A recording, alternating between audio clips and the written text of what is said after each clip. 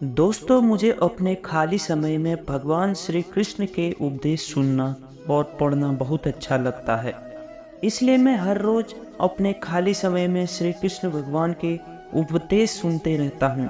और आज सुबह जब मैं श्री कृष्ण के उपदेश सुन रहा था, तब मैंने सोचा कि क्यों ना आज भगवान श्री कृष्ण के 10 उपदेश आपके साथ भी शेयर किए जाए, ताकि आपको भी आपके जीवन में सफलता हासिल करने में मदद मिल सके।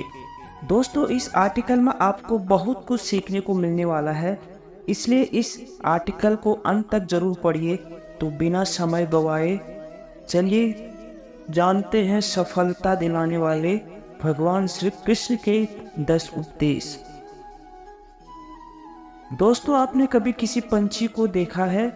जब उसे अंडे देने होते हैं तो वो सर्वप्रथम एक स्थान खोजता है, एक ऐसा स्थान जो वर्षा, धूप और शत्रुओं से सुरक्षित हो।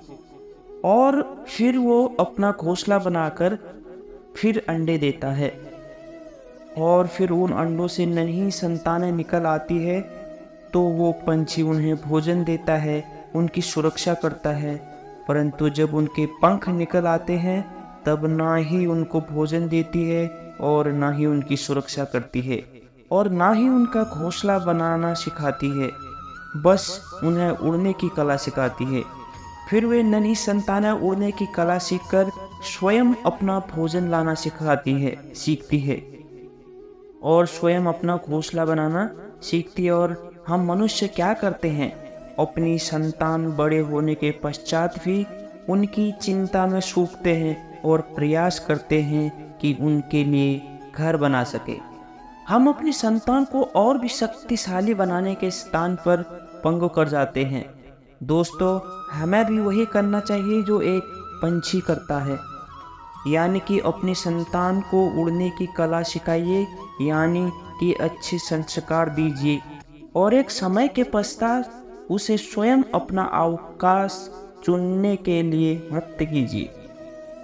दोस्तों, आप जानते हैं कि अनगिनत प्रयासों के पश्चात एक चींटी अपने लिए एक छोटा सा घर बना पाती है, जो अन्य जीवों के लिए सरल सी बात है, लेकिन उस चींटी के लिए उसके जीवन की सबसे बड़ी घटना है और सबसे बड़ी सफलता भी है।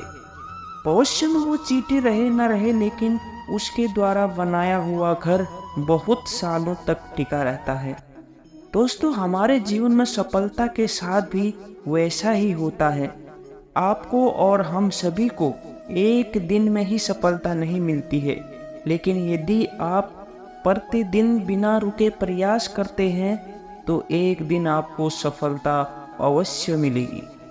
दोस्तों, आप इस स्मरण रखिएगा कि भाग्य के द्वार उनके लिए नहीं खुलते जो हार मान लेते हैं, बल्कि ये भाग्य उनका स्वागत करता है जो उठकर उनके द्वार खटखटाने का प्रयास करते हैं। इसलिए प्रयास करते रहिए, तो सफलता आपके पास एक ना एक दिन आएगी ही आएगी। दोस्तों, आपने घर के दरवाजे को लॉक करने के लिए लगाए हुए तालों को तो देखा ही होगा।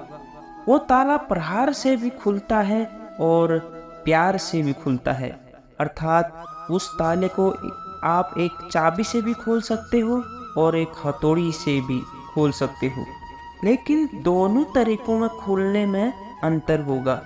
अगर आप उस ताले को प्रहार से खोलेंगे तो वह ताला फिर से काम में नहीं आएगा, किंतु यदि आप उस ताले को उसकी चाबी से खोलोगे तो वह ताला सदा काम आएगा। दोस्तों, ठीक उसी प्रकार हमारे जीवन में संबंध भी कुछ इसी प्रकार होते हैं।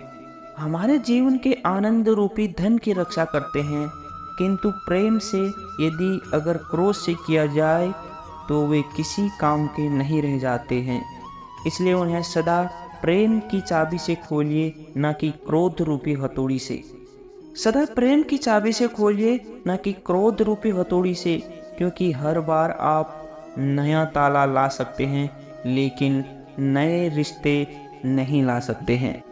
जीवन क्या है? यह जीवन हम जन्म लेते हैं और बड़े होते हैं और हमारे माँ बाप हमें पालते हैं, फिर उनके धन से हमारा बालपन बीतता है, फिर हम बड़े होते हैं और हम विवाह कर लेते हैं, फिर हमारी संतानें होती है, हम उनको पालते हैं और फिर हम वृद्ध हो जाते हैं और एक दिन इस संसार से चले जाते हैं।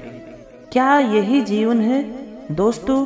आपके और हम भी के जीवन में यह प्रश्न कई बार आता होगा, है ना?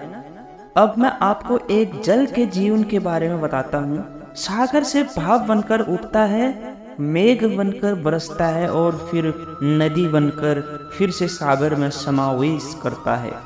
किंतु कभी ये प्रश्न नहीं करता कि उसका जीवन क्या है और उसका उद्देश्य क्या है। कैसे? आइए जानते हैं। जल हर भाव जीता है और जितना बन सके दे जाता है। जब सागर में होता है तो असंख्य जन जीवों को जीवन देता है। जब सागर से भाप बनकर मेघ बनता है तब किसानों को आशा देता है कि फसल पुनः उपजेगी। जब वर्षा बनकर बरसता है तो इस सूखी और प्यासी धरा को सींचता है, और जब नदी में प्रवाहित होता है तो किनारों पर वनस्पतियों को जीवन देता है। परंतु जरा सोचिए, जल हर भाव जीता है और जितना बन सके दे जाता है। जब सागर में होता है तो असंख्य जन जीवों को जीवन देता है। जब सागर से भाप बनकर मेघ बनता है तब किसानों को आशा देता है कि फसल पुनः उपजेगी। जब वर्षा बनकर बरसता है तो इस सूखी और प्यासी धरा को सींचता है, और जब नदी में प्रवाहित होता है तो किनारों पर वनस्पतियों को जीवन देता है। परंतु जरा ये सोचिए कि आज ये जल कभी ये सोचता होगा कि उसका जीवन क्या है और उसके जीवन का उद्देश्य क्या है? नहीं, बस वो अपने धर्म का पालन करता है और जितना हो सके सबको आनंद दे जाता है। इसलिए जीवन में कभी भी ये प्रश्न मत कीजिएगा कि ये जीवन क्या है और इस जीवन का उद्देश्य क्या है। बस इस जीवन को अच्छे कर्म करते हुए जियो और जितना हो सके सबको आनंद देते रहिए। दोस्तों, कभी वर्षा के कारण बने कीचड़ से होकर आप कभी अपने घर गए हैं तो आपको पता ही होगा कि पादुका पहनने के कारण उस कीचड़ से तो आप बच जाते हैं, किंतु उन पादुकाओं द्वारा उड़ने वाली बूंदें आपके वस्त्रों को मैला कर ही देती है। किंतु फिर भी उस बूंदों से आपके वस्त्र गंदे हो जाएंगे, इस कारण से आप चप्पल पहनना तो नहीं छोड़ते, है ना? ठीक इसी प्रकार जीवन में कुछ ऐसे लोग भी आते हैं पादुका के भांति, जो आपको कीचड़ से तो बचा लेते हैं लेकिन वस्त्र रूपी आपके मन पर शंका के दाग लगा ही जाते हैं। इन लोगों के कारण से मन को खिन्न करने की आवश्यकता नहीं है, बल्कि आवश्यक यह सोचना कि आपको आपके पांव के कीचड़ से बचाना है या आपके वस्त्र। अर्थात हमारे जीवन में गंभीर होना अच्छी बात है, लेकिन अगर आप हर बात को गंभीरता से लेंगे तो इस जीवन का आनंद समाप्त हो जाएगा। दोस्तों, ये संसार अनित्य है, यानी कि यहाँ पर ऐसा कुछ भी नहीं है जो सदा के लिए जीवित रहेगा। इसलिए दोस्तों, श्री कृष्ण कहते हैं कि जब तक ये जीवन है तब तक आप संतोष और आनंद से जिए। स्वयं पर छिटकने वाले कीचड़ पर ध्यान न दें, बस आनंद बांटते रहिए। दोस्तों, मनुष्य को जब सफलता मिलती है तब उसमें जागता है अहंकार, और ऐसे मनुष्य हमेशा एक बात भूल जाता है, झुकना। और मनुष्य सोचता है कि मैं क्यों किसी के समक्ष झुकूं, और ऐसा इसलिए हो जाता है क्योंकि मनुष्य एक बात भूल जाता है कि इस संसार में उसने जो कुछ भी प्राप्त किया हुआ है वह सब झुककर ही प्राप्त किया हुआ है। बालपन में चलना सीखा तो इस धरा पर झुककर और गिरकर, बड़ों का आशीष लिया भी झुककर, और उसके साथ ही किसान को फसल काटने के लिए भी झुकना पड़ता है, और कुएं से पानी निकालने के लिए भी पात्र को झुकना पड़ता है। भगवान से आशीर्वाद प्राप्त करने के लिए उनके समक्ष हमें झुकना पड़ता है। आंधियों में वृक्ष कैसे सुरक्षित रहते हैं? झुककर। और सम्मान कैसे पाया जाता है? झुककर। दोस्तों, इसी के समक्ष झुकने का अर्थ खुद का आत्मसम्मान खो देना नहीं है, बल्कि इसका अर्थ होता है कि विनम्र। दोस्तों, हम मनुष्य हैं और इस आकाश की ऊंचाइयों तक पहुंचने के लिए हमें किसी पक्षी की भांति पंखों की जरूरत नहीं है, बल्कि हम जितना झुकेंगे उतना ही हम ऊपर उठते चले जाएंगे। दोस्तों, आज इस संसार में ऐसे कई लोग जानते होंगे जिन्हें आप स्वार्थी मानते होंगे और आपकी आवश्यकता पड़ने पर ही आपका स्मरण करते हैं, अन्यथा वर्षों तक कहीं दिखाई नहीं पड़ते। लेकिन उनको जैसे ही आपकी आवश्यकता पड़ती है तो वे लोग हाथ जोड़कर आपके सामने सज्ज हो जाते हैं। दोस्तों, आपको उन लोगों का बड़ा क्रोध आता होगा ना, और आपका मन खिन्न हो जाता होगा, और फिर आपके मन से यह स्वर निकल जाता है कि इस व्यक्ति की सहायता कभी न करना, किंतु आप ऐसा कभी भी न कीजिए।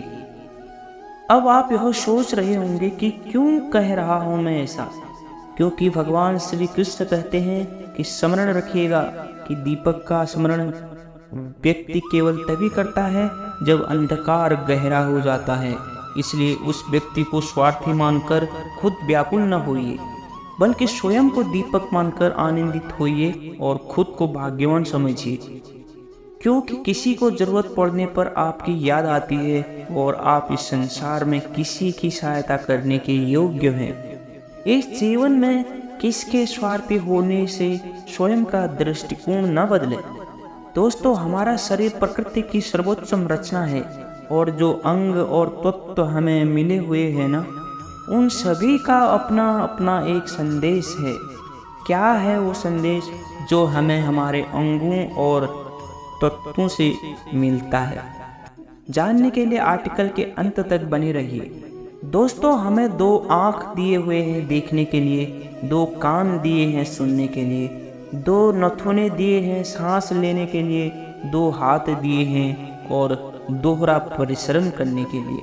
लेकिन जीभ केवल एक ही दी हुई है, उस पर भी नुकीले बलिष्ठ दांत दिए हुए हैं उसकी रक्षा के लिए। दोस्तों, आपने कभी सोचा है क्योंकि शब्द और शब्दों का उपयोग मनुष्य का सबसे बड़ा शस्त्र है, जिसका उपयोग जितना सोच समझकर किया जाए उतना ही मनुष्य अपने जीवन में ऊपर उठता है।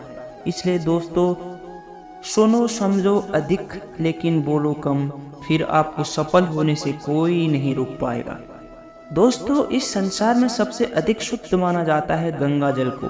कभी आपने सोचा है कि क्यों? क्योंकि गंगा जल का आविर्भाव भी शुद्ध होता है और उसका जन्म शुद्ध होता है। जहाँ से उसका प्रारंभ होता है वो शुद्ध होता है, और प्रारंभ का शुद्ध होना ही अति आवश्यक है।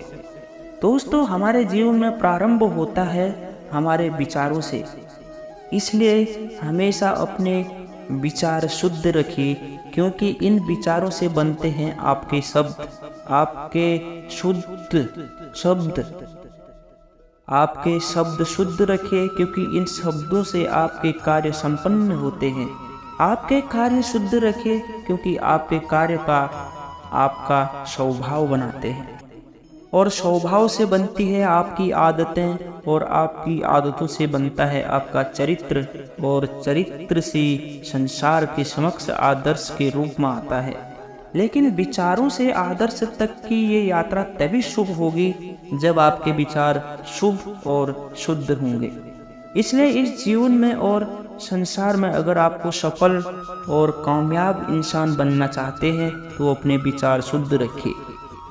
दोस्तों, यदि मैं आपसे पूछूं कि दूध और माखन इन दोनों में संबंध क्या है, तो आप कहेंगे ये तो सरल सी बात है, दूध से ही तो माखन बनता है। और यदि मैं आपसे पूछूं कि इन दोनों में अंतर क्या है, तो कोई कहेगा कि एक तरल है तो दूसरा ठोस, तो कोई कहेगा एक जनक है तो दूसरी उसकी संतान है। नहीं, इन दोनों में अंतर है शुद्धता का, क्योंकि माखन दूध से कहीं अधिक शुद्ध होता है। दोस्तों, इस बात को कुछ इस प्रकार समझा जा सकता है कि यदि कोई कीट आकर उस पात्र में गिरे जिसमें दूध रखा हुआ है, तो आप उस समय क्या करते हैं? आप दूध को फेंक देते हैं। लेकिन यदि कोई कीट आकर उस पात्र में गिरे जिसमें माखन रखा हुआ है, तो आप क्या करते हैं? तो आप उस कीट को निकालकर फेंक देते हैं, क्योंकि वो कीट मैला और दूषित है। ठीक उसी प्रकार यदि हमारा मन निर्मल न हो, तो कुपिसार रूपी से कीट आपके मन को भी दूषित कर देगा। लेकिन यदि हमारा मन माखन के भांति शुद्ध हुआ, तो आपके मन में ठहरे हुए कुविचारों को स्वयं से ही मन से बाहर जाना होगा। इसलिए हमेशा यह स्मरण रखिएगा कि संसार में कीट तो रहेंगे ही। अब आपको दूध बनना है या माखन बनना है, ये निर्णय आपका है।